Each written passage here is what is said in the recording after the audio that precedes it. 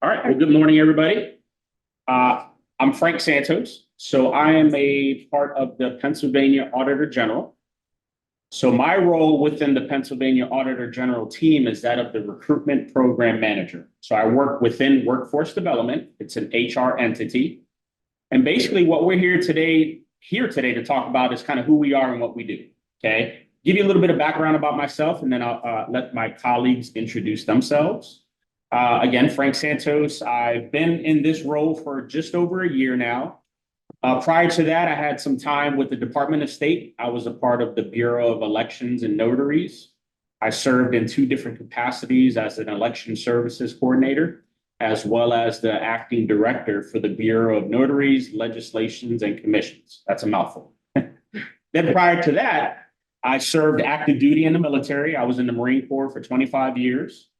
So as you can see now, I get to enjoy the beard. I didn't have that option before, so I get to do it now.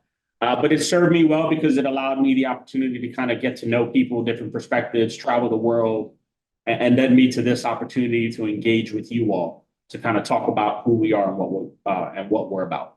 So at this time, I'll let my colleagues introduce themselves. I'll step away from the camera so they can kind of step in. Good morning, everyone. I'm Penny Fellinger. I work for the Bureau of County Audits, and my division within County Audits is liquid fuels. So I'm the fiscal watchdog for the department in ways to oversee the gas tax money that PennDOT, the Department of Transportation, allocates out to the various municipalities throughout the Commonwealth and the counties in the Commonwealth. So I oversee just seeing that daily production of my end of the scope. I've been with the department just over a year. I marked my 1 year actually yesterday with the department. So super exciting to be out speaking to all of you guys today here on Zoom and in person as well. Hi, my name is Austin. I'm with the Bureau of IT Audits. So we kind of combine accounting with IT stuff. We do a lot of data cleaning. Just to help with the audits, we do audit actual IT systems and stuff for certain agencies within the Commonwealth. I've been with the department for almost a year now as an intern for about 9 months, and went through our intern to hire program in January once I graduated to be full-time since then. All right, thank you so much. So again, I'm accompanied by subject matter experts. So ideally today, we're just going to give a quick overview. That'll be my part. But I would really like to take advantage of the time to get some questions, to kind of ask the firsthand approach of, hey, what is it like to be an auditor? What is it that you do? To see whether or not if it's something you want to pursue. Now, as you can see, there's a QR code up top. If you could just take a quick second to scan that, fill it out at your leisure. Just a couple questions. This will allow me the opportunity to follow up with you, open up that line of communication if you have any questions in a little bit more detail, but also keep you aware of opportunities that we have that I'll touch on today as well. So go ahead and just take a quick sec to do that, and then I'll move on with the presentation. So again, I already gave the introduction of kind of who we are. Thanks for having us. So just a quick overview. First off, just by those in front of me, who's ever heard of the Auditor General? Great, because when I started, I didn't either. I assumed that it was associated with the acronym of PAG, Pennsylvania Attorney General. That's a little bit more common when you hear it, right? So kind of Penny alluded to this earlier when she gave her introduction. We're known as the fiscal watchdogs for the Commonwealth. So just to kind of keep it simple to kind of what it's about, right? When you think about taxpayer dollars, all that money that gets paid in obviously gets turned around to support various entities throughout the Commonwealth. When you think about like firefighters, children and youth services, municipal pensions, that money obviously needs to get audited to ensure that it's being used responsibly and that it's allocated accordingly based on, statutes and laws that are generated within the Commonwealth of Pennsylvania. So that's kind of what we do. But that's the general overview of it because there's so much more than that. So to talk about just the Auditor General himself, he is an elected official, currently serving as Auditor General Tim DeFore. He is the 52nd elected Auditor General. He's the first African-American to hold that position. He is currently in an election year, so we'll see, the outcome of that. Ideally for what he's done for the organization, we'll see him another 4 years, but obviously the public will determine that based on voting. So with that, again, we're the fiscal watchdogs for the Commonwealth of Pennsylvania.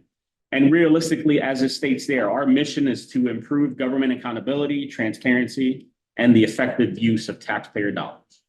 Okay, so that's who we are, and a little bit about what we do. So within our organization, there are 7 bureaus that you can technically be a part of when you talk about the auditing process. The nice thing about today with my colleagues is we have 2 different perspectives, right? There's 6 bureaus that are specifically auditing when we talk about numbers and money.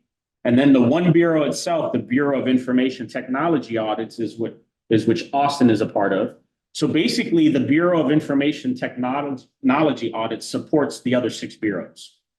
So when you think about auditing software, when you think about auditing various programs that those entities use to provide the data that Penny would eventually need to audit, that's where IT comes in.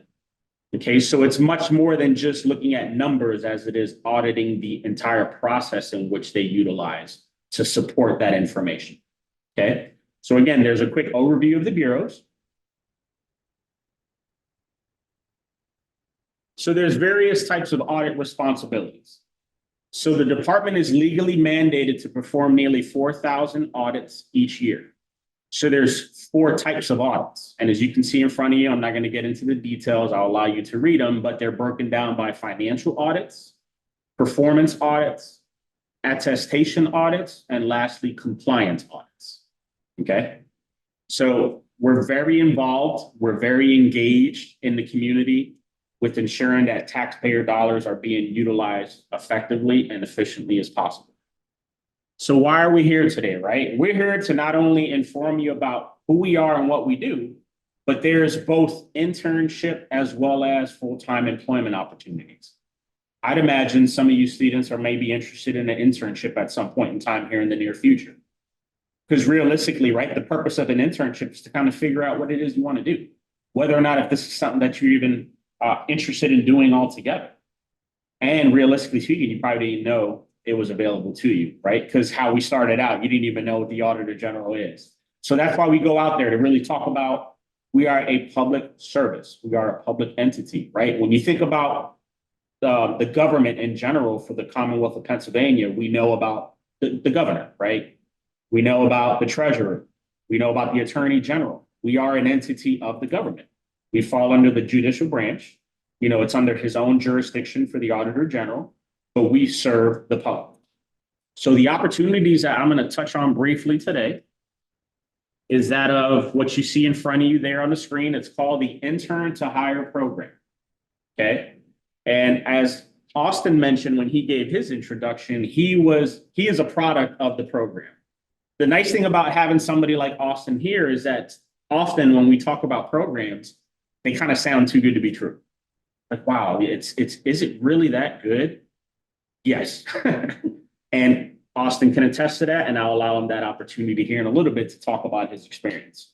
But the Intern to Hire program is designed for students that are basically in their sophomore year that are looking for the internship experience.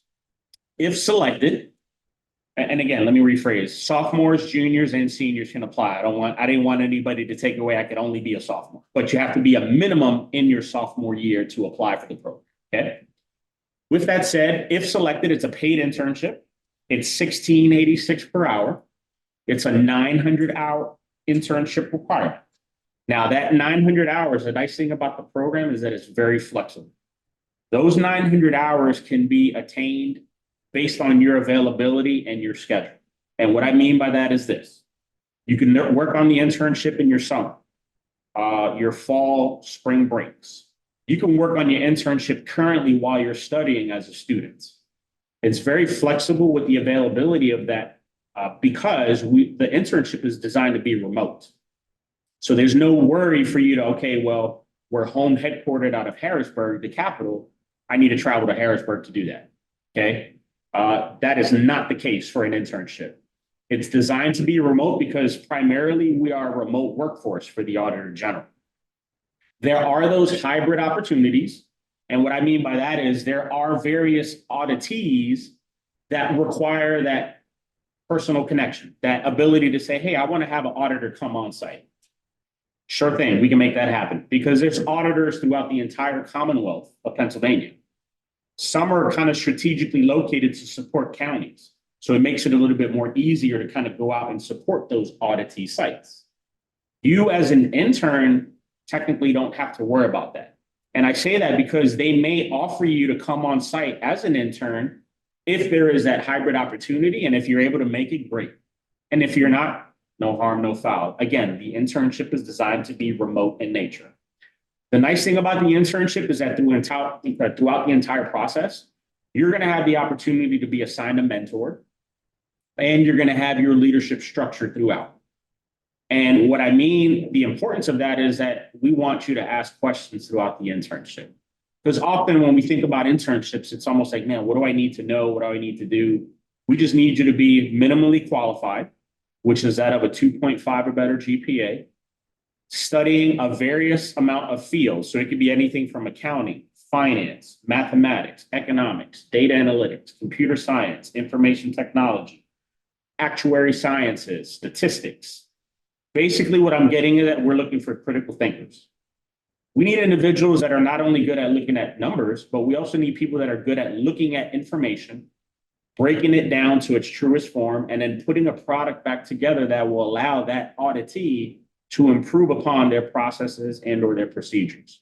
Because it's all about making sure those taxpayer dollars are taken care of. Make sense? Okay. So the nice thing again about the program, throughout that experience, you can work on it. So let's say, for example, you're selected as a sophomore. You can chip away at those 900 hours all the way through your senior year. Or you might be kind of like a go-getter and knock it out in the summer. That's fine. As the program states, intern to hire. So once you complete your 900 hours, you have successful evaluations throughout the internship because we want to make sure there's a match, right? It's a two-way approach of you want to see whether or not you want to work for us, and we want to see if we want you to work for us, plain and simple. Upon completion of the 900 hours, successful evaluations throughout the internship opportunity. Once you earn that degree, then they start talking full-time employment. So you can pretty much secure full-time employment upon graduating with that degree that you've achieved. Okay. At this time, I'm going to let Austin kind of talk about his experience because he is a product of the program. Yeah, so the intern to hire program is great. I started in my junior year, I think is when I applied. And I had a couple classes. I had to take a few like summer classes and winter courses too. I did this internship through all of it. It was super nice. It was a paid internship and super flexible. Like it could be the same day if I had something come up with school or whatever. It's super easy to make it work. The mentor thing, you get assigned a mentor and they kind of walk you through like the basic stuff, just like general daily activities and stuff. And stuff like putting timesheets. Yeah, recording different activities that you're up to that day. For IT audits, we're completely remote with the exception of like some events, such things like this.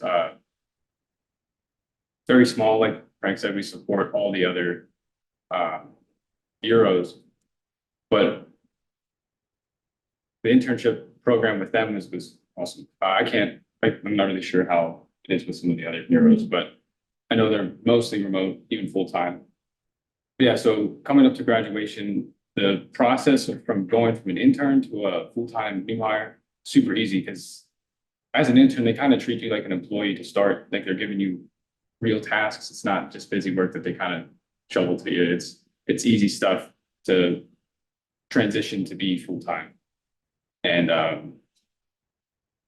yeah, the 900 hours, it can be tough, especially if you're still in school full-time. But with a remote internship, and it's also you're getting paid for it as well. So it's a really nice combination. And then going into full-time employment, if you do choose, it's a phenomenal work-life balance. I know it's a big topic right now. So I enjoy it a lot, and I'm glad I took this opportunity. Thanks, Austin.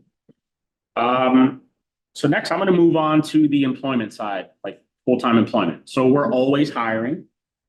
Right now, we don't have any current full-time positions posted on our website, but next month, literally next week, we're looking to post at a minimum of 2. Pretty much on average, we're posting anywhere from 1 to 2 to about 3 to 5 job opportunities. So something to be aware of. And again, right, so some of you may be seniors that are coming up on graduation and here in May, or a summer grad, or even a winter grad. Keep us in mind for employment opportunities, okay? I could tell you the big reason why we are out here in Western Pennsylvania is because there's needs out in Western Pennsylvania. We have a lot of individuals that, like yourself, didn't even know that this even existed.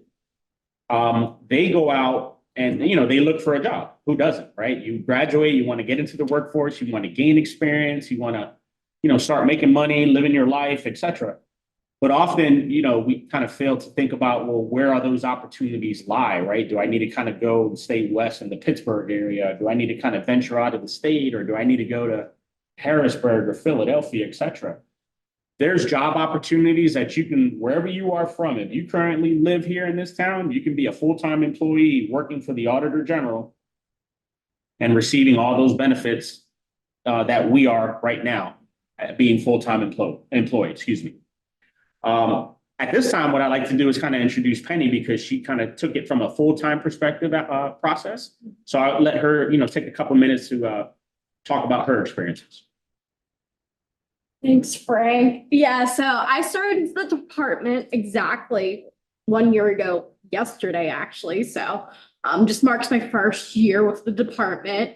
I applied for my position like late December, early January of 2022 going into 2023. So my management team that I'm underneath now reached out to me early January to schedule an interview. So I did my interview early January, and then come the end of February, the department's HR workforce development team reached out to me to offer my position, to accept my position with the department. One of the nice things with the department on my aspect is, depending on which bureau you're in, really subjects you to how much you can do hybrid and how much you can do full remote.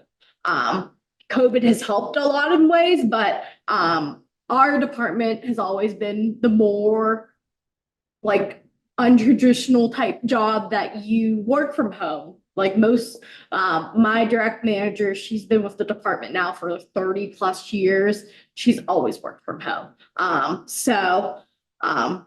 Working from home / going out on site to a municipality for my aspect for my department. So I go out usually 2 to 3 days a week on site. Some people do a lot of their stuff remotely. I like seeing people face to face. I'm a very people person, so I like going out, but some of our auditors also choose to do a lot of their work from home. So you really get to make your schedule on how much you want to be out in the field and how much you want to do your work that you can do in the field at home. So it's one of those nice work aspects that the department's very flexible on your work hours too. So we have a alternated work schedule. So people can start as early as 7. So you can start at 7 a.m. and be done come 3:30.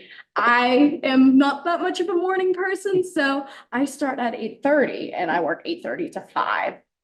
And then that's just one of those nice things with the department, that it's just nice that you have a nice workplace balance. You get just enjoy things. And then just with some of the things, as it says on the thing, since we are a entity within the Commonwealth of Pennsylvania, the federal student loan forgiveness reimbursement after making your 120 payments. So you're after you reach 10 years with the state, or depending if you move on somewhere else, you will get your federal student loans forgiven on that end. So there's a lot of just nice things on that end. And then I'll hand it back over to Frank for the next slide. Cool, thank you. So yes, I think the common theme that you've kind of heard is just that flexibility, that work-life balance. I'm a big proponent, and I live by this for many, many years, especially being in the military, where military mindset, you're a Marine 24/7, you're always available. But I have the mindset that I want to work to live. I don't want to live to work. Does that make sense? So I want to be able to enjoy the fruits of my labor, right? I want to be able to know that, for example, I know Penny kind of gave her structure of her workday. I'm a 7:30 to 4, Monday to Friday. The alternate work schedule is great because basically all that is you get a guaranteed day off once a month. So for planning purposes, right? You want a long weekend, you got some things you need to take care of, you can do that. You're still receiving the same types of benefits and opportunities like any other entity, but you have some structure, right? When you go out into the workforce, right, you're kind of either in the public sector or in the private sector. Private sector sometimes can seem a little bit more lucrative on the front end. And that's often the case, right? I want to go out and graduate and make those 6 figures. Those opportunities are out there, but know that those 6 figures come with a cost, right? Are we willing to make the 6 figures as a college graduate and work 90 hours a week? That's on you. I'm not saying it's a bad thing. What I'm saying is these are the things that you need to take into consideration when you're coming up on graduating and maximizing your degree. What do you want to be associated with? What do you want to be a part of? So taking public service into account may be something of interest to you. And that's why we're here to promote that. So at this time, we've done a lot of talking. And I can talk and talk and talk, but really what I want to do is engage you all and give you the opportunity to ask us some questions. Please ask us either whether it be myself or directly to my colleagues about their experiences. But now's the time. Please ask as many questions as you would like, and we'd be definitely more than happy to share our responses. Help me out on the question. So it sounds like you're asking a question about auditing from a securities perspective, right? Like security of information. PII, we know is a very big deal now. PII, personal identifiable information. That's your question, correct? Yeah. Okay, so basically that is is it applicable to the Bureau of Information Technology audits? Is that correct? Yep. Yeah, absolutely. We do 2 big audits a year. It's a single audit and gap audit. And for both, we do check on different type of security with certain entities, such as like password parameters, certain access, who has access, what they have access to, if they're getting rid of people that are no longer, should not have access anymore. We do that stuff. So the single and gap, it's twice a year. And yeah, we do that stuff quite often. So I will add to that. There has been discussion because again, everything is about automation nowadays and the security of that information, the transferring of it, the two-way communication of it. So there's been talks about entertaining the forensic side of auditing to ensure that that information is secure and having a dedicated team that will work with the Bureau of Information Technologies hand in hand.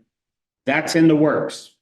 Hopefully that answered your question, but we're all about safety and security, especially from the type of automation and the type of transfer of information, because COVID kind of put us into a new norm, right? I don't think we'll ever go back to what we knew as normal before.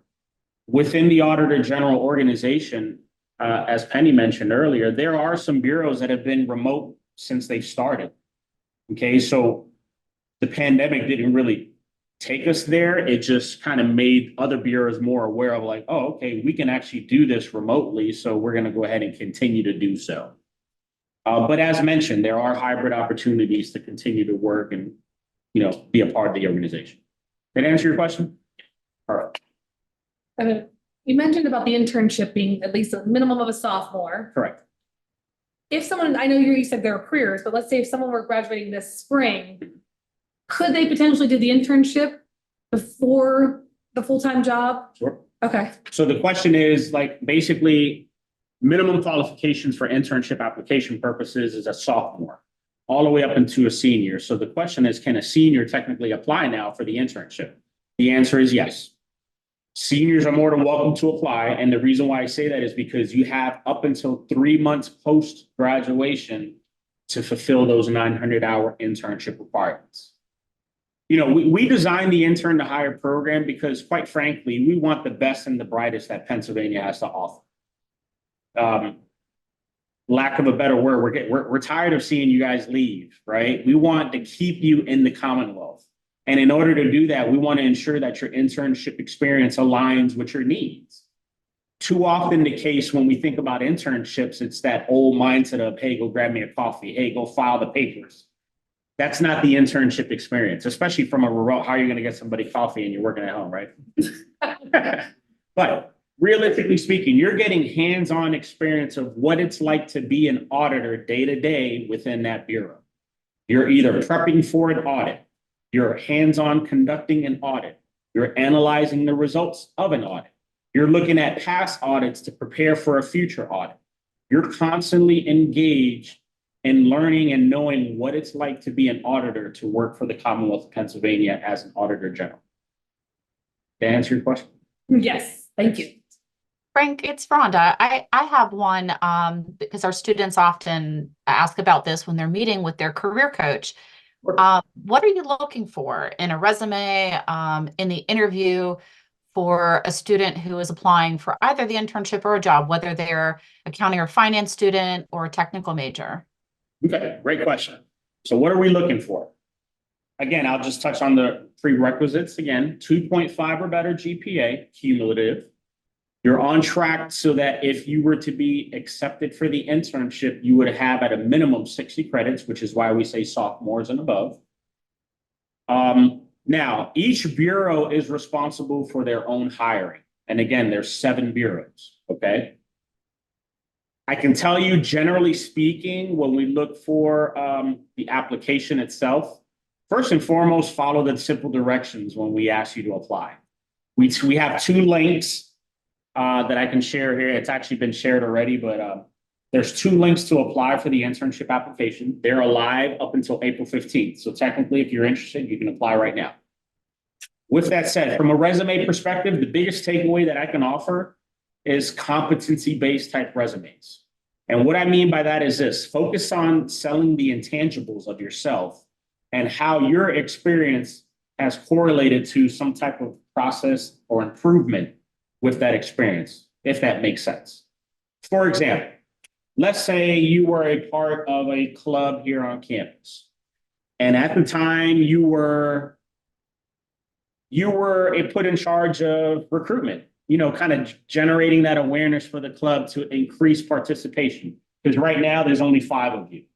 But guess what? Well, ironically, right, there's 6.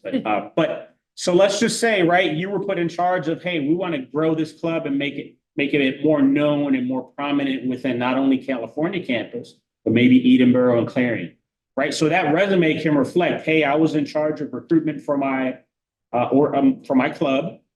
At the time when I came on board, there was 5. I've been a part of the club since I graduated. Since then, we've generated 20 new members. And that's the most that the organization, that the club has ever been, right? So that's an increase of set percentage. It's quantifiable in nature because when you think about resumes, let's say all of you, and at least who I can see, I'm sure there's more online. There's 6 students in here. All 6 of you go to Penn West California campus. Let's just assume all 6 are studying the same major. So a lot of that information is going to look the same on the resume. What's going to stand out? That's why we want you to think from an intangible, a quantifiable basis when you're talking about resumes. Now, when we talk about interviews, we expect you to be nervous. That's just the nature of human nature. I see it as if you're nervous, you care, you're passionate, and you want to do well. Those interviewers were in your shoes at some point in time. They were nervous too. You're not always going to have the ability to answer the question right, but you have to remember to answer the question to the best of your ability. Don't be afraid to be honest. Don't be afraid to, hey, can you explain that question one more time? I'm not sure about the response in which you are hoping to receive, but what I can tell you is this. Honestly, just being able to communicate well, I can tell you again, like I started at the very beginning, we're looking for critical thinkers. A lot of the questions that the interview panels are asking is like, hey, give me a time where you were put in a position of leadership, or maybe, a part of a team, and the outcome was considered as a failure. What was your response to that? What was the takeaway of that? These are the types of questions that you're going to see more common now in interview. And it's not just the auditor general. You're going to see that out in the workforce. Because again, right, it's all about perception. Some can see the word failure as like, oh, we lost. Some look at failures as an opportunity to improve, an opportunity to be challenged. So what was the takeaway of that? So those are the types of questions that are being asked from an interview perspective. But again, the takeaway from it is honesty is the best policy. Do the best that you can. We understand you're nervous. It is what it is. It's human nature. Just present yourself in a way that's going to allow you to sell yourself, because that's really what it's all about. The interview is going to allow you an opportunity to sell yourself, and then allow those people on the interview panel to see if there's a good fit to allow you the opportunity to work for us either as an intern or a full-time employee. Rhonda, I hope that answered your question. It sure did. Thank you, Frank. Yes, ma'am. Okay. So the question is, I had mentioned earlier that each bureau is kind of responsible for their own hiring of interns. The question is more geared towards, do you apply to that respective bureau? Is it general or specific in nature? Is that kind of the gist of the question? All right, cool. So there's 2 application links that are currently live that you can apply for. They are open until April 15th. If you were to go to paauditor.gov, and I have some information up here, and then hopefully in the slide, we can get that to students that are online. It's paauditor.gov/careers. Very simple. Even if you forget the /careers part, if you go to paauditor.gov, that'll take you to our main page. There'll be a careers link. You click on the careers link, that's going to house both internship as well as full-time employment. If you were to go to that link now, there's 2 links specifically for the internship. There's one that's going to be, they're both labeled audit intern, but then there's going to be some parentheses behind after it. One is going to state associate or bachelor degree track, and then the other one is going to state bachelor degree track only. You're more than welcome to apply for both, especially you students here. You're on a 4-year degree track. You're more than welcome, and I encourage you to apply for both. Again, keeping in mind there's 7 bureaus within our organization. The associate's or bachelor degree track is designed to kind of fit the needs of 4 bureaus. The bachelor track is designed to meet the needs of the other 3 that are left. So those 3 that are left for the bachelor degree track only are the Bureau of Information Technology Audits, Bureau of Performance Audits, and Bureau of State and Federal Audits. The reason why we did that, which is kind of nice in a sense, for those that are kind of like in the accounting, finance field, and they kind of want to stay on that track, your time that you get to work with those particular bureaus, you can count that time and those hours towards your CPA track. So if you're interested in pursuing a CPA, for those who don't know what a CPA is, Certified Public Accountant. It's a certification that you can gain. You often hear that more when you think about like accounting and tax, when you do your taxes, things of that nature, advisement. So that is a certification that you could technically pursue within those bureaus. And the time that you're associated with those bureaus count towards the 150-hour requirement so that you can then apply and take the exam for your CPA. So to answer the question, just kind of recap, there's 2 links. It's on our careers page, paauditor.gov/careers. 2 application links. You're more than welcome to apply for both, because realistically, what's going to happen is once you apply, your name, once we screen your application, and let me touch on this really quickly. When you apply, please follow the directions. It's so common that students don't, and the minute you don't, you automatically disqualify yourself. And what I mean by that is there's 3 things that you have to do. You have to fill out the application, very simple in its process. You have to submit a resume, and you have to submit an unofficial transcript. It doesn't have to be officially like, from the registrar. It could be like your student login profile. I know you have like an academic view that shows you're on track with these courses, with this GPA. That works. Too often students forget one of the 3.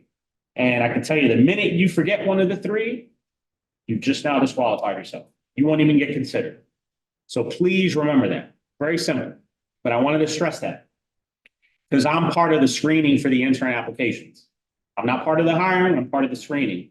And too often we get individuals that apply and they forget to put the resume. Oh, well, there you go. Keeping in mind, we get hundreds upon hundreds, so we can't reach out to you individually. You know, hey, you forgot your resume. If you couldn't follow simple instruction, can we really lean on you to audit? Right? But I just wanted to make that as a takeaway, please.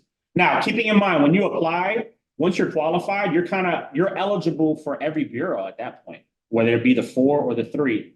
Those bureaus are going to have like free reign to the applications, and they're going to start picking and choosing who they're going to want to reach out to afford that interview opportunity. Long-winded answer. I hope it answered it. Good. Awesome. Frank, Any we other? have a Yes, point ma'am. and a question in the chat. First of all, Christina from our Edinburgh Career Center mentioned that we do have instructions on our Career Center website to obtain your unofficial transcript. So students can go to the career.pennwest.edu website to look for that. But she also asked, what are some technical skills or experiences students need to be successful? Things like Excel, any other technical skills? That's a great question. I will tell you from an entry-level perspective, both internship and full-time employment, we just need you to be minimally qualified. Now, I'll touch on that before I get to the technical side. So often the misconception is you have to be a full-time accounting major, finance major, computer science major. You could be a business management major. The reality is, if you have a minimum of 12 credits in any of those arenas, you qualify for not only our internship, but full-time employment. For example, you can have 3 credits in accounting, 3 credits in business management, 3 credits in finance, 3 credits in computer science. If they equate to 12, you can apply. So having said that, from a technical standpoint, I can tell you that, right, we're big into automation now. Everything is remote. Microsoft Suite is huge. Word, Excel. We don't need you to understand macros and do all the pivot tables and all that fun stuff. But we need you to understand how to basically copy and paste information, create basic formulas, you know, like the sum of equals this, you know, very simple Excel that you can actually teach yourself, you know, searching various things on YouTube, etc. At a minimum, that's what I would tell you from a technical standpoint. Big on Microsoft Suite applications, Word, because you're going to have to write reports. So written communication is huge. Some bureaus, that's really often, it's funny because there's certain bureaus that they write more than they actually analyze numbers because they're analyzing the processes and or procedures in which those auditees are currently using. And again, right, when I touched on critical thinkers, we need you to look at that process, break it down to its simplest form, and then provide a product that's going to allow that auditee to be better at what they're doing. So from a technical standpoint, I think the biggest takeaway is Microsoft Suite. Word and Excel are huge. We use Microsoft Teams a lot, which is really not a big like, oh no, I need to know what Teams is. Teams is like Zoom or Skype or whatever else that you may be familiar with or used in the past. Zoom is probably more common, especially when we were remote during the pandemic and you had to still take classes, everything was Zoom. It's just a Microsoft version of that. So Teams is kind of like, it's a day-to-day thing. Like often we communicate on Teams. It's like your quick instant chat to get information, to house information, things of that nature. Hopefully that answered your question. Really not big on the technical as far as a need from an entry-level perspective. Now, granted, there are opportunities where we'll post jobs on a supervisory level. We need people with experience at that point. That's when those bureaus are going to be more specific. And they'll state, okay, we need people that have qualifications in the following and have a minimum of 3-5 years experience, etc. But for the audience here as current college students and upcoming graduates, at a minimum, I would tell you the biggest takeaway, Microsoft Suite. Word and Excel are probably the biggest ones that you're going to probably see day to day. Did I answer the question, Rhonda? It sure does. Thank you so much, Frank. And I'll just mention a reminder. You mentioned students can go to the paauditor.gov/career site. And we also have our Penn West Handshake site. at penwest.joinhandshake.com. At this point, I'll stop the recording, and then if there are any other questions, maybe someone was hesitant to ask, they can go ahead.